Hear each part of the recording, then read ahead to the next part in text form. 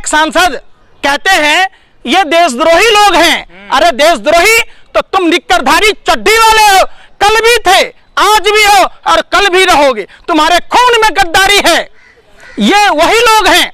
अंबानी के 27 चैनल हैं, अडानी के 18, पौने 2 आंख वाले बाबा के 11 और सुभाष चंद्रा का तो आपने देखा ही है, जो भारत का लुटेरा, भारतीय बैंकों में डकैती डाला, जिसने 35,000 करोड़ रुपया लेके फुर हो गया।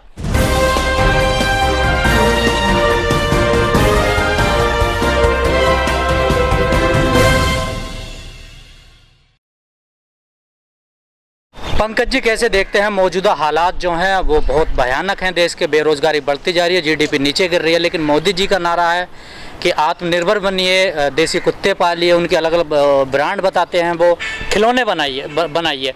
आप कैसे देखते हैं मोदी जी के ऐसे संकट में जब ऐसे बयान आते हैं? तो मोदी जी लीडर नहीं डीलर हैं। अंबानी के, अडानी के, आपने 259 साल पुरानी कंपनी, ब्रिटिश की कंपनी है हैम्बलीज, जो खिलौना बनाने का काम करती थी, वो कंपनी जब से टेक ओवर किया मुकेश अंबानी, तब से प्रधानमंत्री जी खिलौना की बात करने लगे। खिलौनों की जरूरत मोदी जी आपको तब पड़ती जब इतना टाइम जितना मोर को दाना खिलाने में लगाए जसोदाबेन जी के साथ समय बिताया होता। अब मोदी जी वादे के सच्चे होते तो मोदी जी के भी बच्चे होते, अभी पोते पोतियों से खेल रहे होते। मोदी जी वही काम करते हैं जो अंबानी अडानी को फायदा पहुंचाने का काम होता है।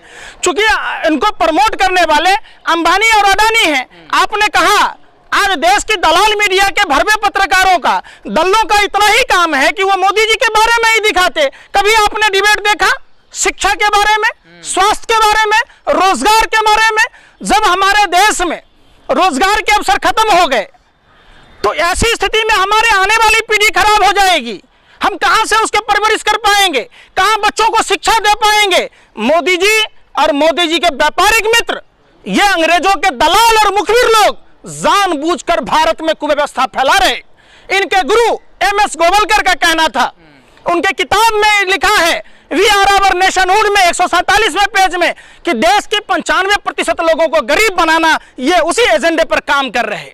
आपने देखा मुकेश अंबानी की कंपनी जियोफोन के ब्रांड एम्बेसडर, सेल्समैन, सप्लायर के तौर पर मुकेश अंबानी काम कर रहे थे और MTNL और BSNL को डुबा दिया। इनके एक सांसद कहते हैं ये देशद्रोही लोग हैं। अरे देशद्रोही तो तुम निक्करधारी चड्डी वाले हो, कल भी थे, आज भी हो और कल भी रहोगे। तुम्हारे खून में गद्दारी है। ये वही लोग हैं। अंबानी के 27 चैनल हैं, अडानी के 18, पौने 2 आंख वाले बाबा के 11 और सुभाष चंद्रा का तो आपने देखा ही है, जो भारत का लुटेरा, भारतीय बैंकों में डकैती डाला, जिसने 35,000 करोड़ रुपया लेके फुर हो गया। ये वही सुभाष चंद्रा भाजपा का राज्यसभा सदस्य है। ये जानबूझकर लोगों को माइंड कंट्रोल किया जा रहा है, लोगों को दिग्भ्रमित किया जा रहा है ताकि लोग इनसे सवाल नहीं पूछे। आपने कभी, आप सोशल मीडिया के साथियों से भी ये बात कही जा रही है, आप कह रहे कि पब्लिक देखती है इसलिए दिखाया जाता है। नहीं, ये विदेशी फंडिंग जो हो रहा है, जिस विदेशी फंडिंगों से अंबानी के, अडानी के, आप देखते होंगे अजीत डोभाल की संस्था में चाइना की 9 संस्थाओं ने चंदा दिया था। जानबूझकर एक षड्यंत्र के तहत, एक साजिश के तहत, एक प्रयोग के तहत देश की अर्थव्यवस्था को खराब किया जा रहा है। तत्कालीन रेल मंत्री लालू प्रसाद यादव जी 1 रुपया प्लेटफॉर्म टिकट में दाम कम करते हैं, रेल हजारों करोड़ के मुनाफा में जाती है। मोदी जी टिकटों के फ्लेक्सिबल रेट कर दिए, प्लेटफॉर्मों के दाम बढ़ा दिए, प्लेटफॉर्में बेच दिए, ट्रेन बेच रहे। कहते थे भाइयों बहनों मित्रों, कुछ लोग अफवाहें फैला रहे हैं, लोग 20-22 साल के उम्र में रेलवे से नौकरियां मांगते हैं, हमारा तो जन्म से ही रेलवे से नाता है। ऐसा कोई सगा नहीं जिसको मोदी ने ठगा नहीं। मोदी जी आपका बचपन से नाता था, आपने बुलेट ट्रेन का सपना दिखाया, आपने ट्रेन को ही बेच दिया। प्रधानमंत्री जी HAL को डुबोकर रिलायंस डिफेंस को प्रमोट करते हैं। एक बहुत बड़ा घोटाला गौतम अडानी के द्वारा किया गया 20,000 करोड़ रुपए का GSPC में। जब GSPC घाटे में थी, ONGC से टेक ओवर कराया गया। गोबर पात्रा जो भर दिन आग उगलता है, जहर उगलता है, हरामखोर 27 लाख रुपए का पैकेज लेता है ONGC से स्वतंत्र डायरेक्टर बनकर, और देश में अमन भाईचारा समाप्त करता है ये फर्जी डॉक्टर। ओएनजीसी के द्वारा किस तरीके से घाटे में आया, देश की तमाम संस्थाओं को जानबूझकर घाटे में फैलाया जा रहा ताकि उन संस्थाओं को अडानी अंबानी जैसे अपने व्यापारिक मित्रों को, जो इनके पार्टी फंड में चंदा देते हैं, जिससे पार्टी कार्यालय बनाए जाते हैं। नरेंद्र मोदी जी, आपके तारीपार गृह मंत्री ने 600 कार्यालय बनाए, जेपी नड्डा 400 और बनाने की बात करता है। जब 1000 ऑफिस की बात करते, आप 100 अस्पताल देश में बनाया होता, देश की जनता का काम होता। लेकिन पंकज बात करें, 1,25,000 स्कूल अभी तक बंद कर चुकी है मोदी सरकार। तो एक तरफ कहते हैं कि बढ़ेगा भारत, तो कैसे बढ़ेगा भारत? किसने, जो मोदी जी कहते हैं वो डिफीट नहीं करता। आपने देखा होगा, मोदी जी ने कहा था हर साल 2 करोड़ युवाओं को रोजगार देंगे, इन्होंने 14 करोड़ लोगों को बेरोजगार बना दिया, उनको 12 करोड़ लोगों को रोजगार देना था। हमारे देश के 30 से 35 करोड़ लोग जो असंगठित क्षेत्र के लोग हैं, रिक्शा वाला, ठेला वाला, दिहाड़ी करने वाला, राजमिस्त्री का काम करने वाला, इन लोगों के पास में भुखमरी की समस्या है, जिस नरेंद्र मोदी ने जानबूझकर देश पर थोपा है।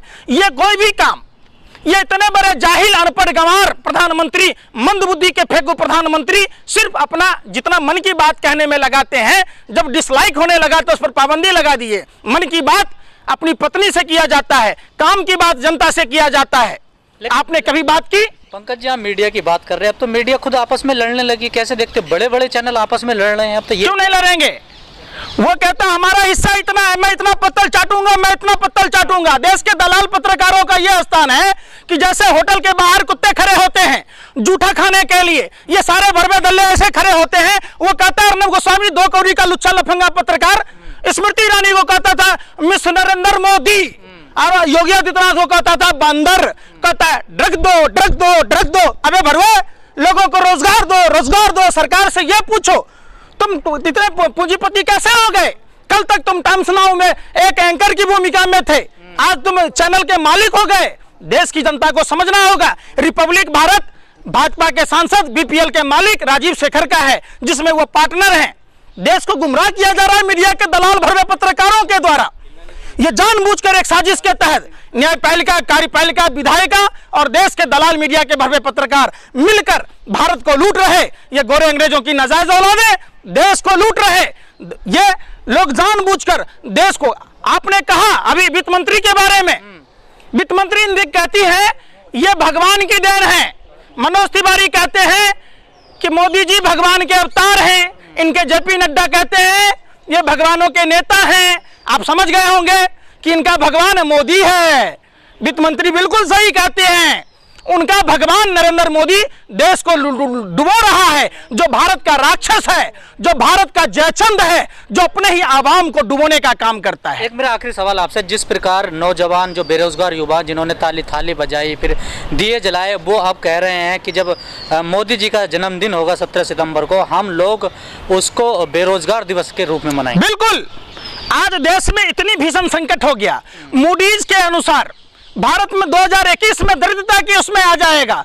यह सवाल है, जो 60 साल का जतन 6 साल में पतन, अंधभक्तों का रतन बेच डालेगा वतन। इन्होंने पूरे वतन को बेच दिया। ये मोदी जी पनौती हैं देश के लिए। जब से आए हैं, घर में थे घर तबाह था, जब अपने गुजरात में थे तो गुजरात तबाह था। सवाल उठता है, ये जब देश में आए तो पूरा देश की स्थिति खराब हो गई। आपने देखा होगा, ये देश इतने बड़े पनौती हैं कि देश आज करा रहा है जसोदाबेन जी की तरह न सुहागन है न विधवा। ये बात देश की जनता को, आवाम को समझना होगा और अपने घर और मकानों से निकलना होगा।